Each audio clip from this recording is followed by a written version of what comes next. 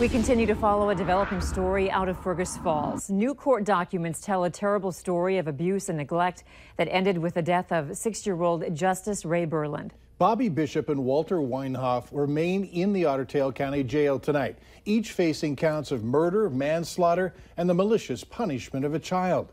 Tonight, we learn new details about the suffering that Justice endured 8 months leading up to his death. Valley News Team's Veronica Marshall tells us more about the alleged abuser that he called Mom.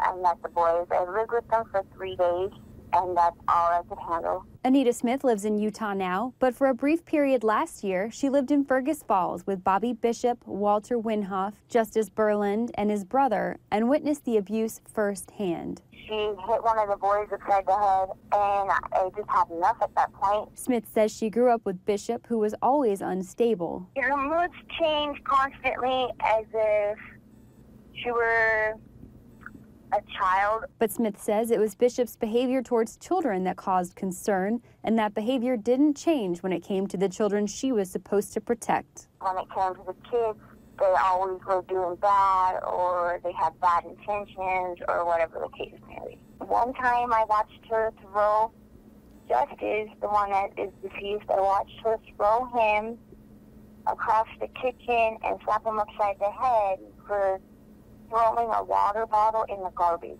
They were good kids. I didn't see why she was hitting them like she was.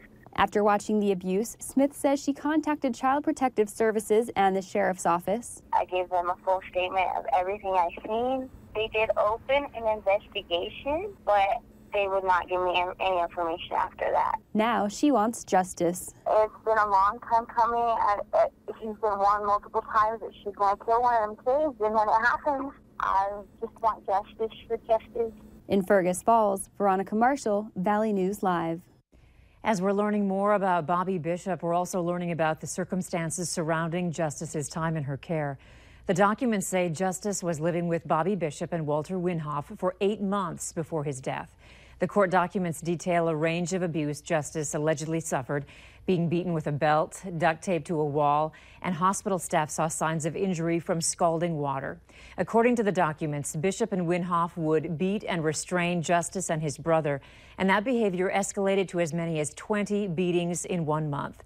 The abuse came to a head Monday morning. That's when Bishop says Weinhoff told her he slapped Justice because he'd, quote, never been so mad at a child. Bishop checked on the 6-year-old and says he was groggy, had slurred speech, and a red mark on the side of his face. Justice was brought to the Fergus Falls Hospital, but by then he was unconscious and not breathing. In the documents, officers say Justice had marks on his body from head to toe, and his wounds were infected. Hospital staff were unable to revive him. Now, we didn't mention all the details found in the court documents due to their graphic and disturbing nature, but you can read them on our website, valleynewslive.com.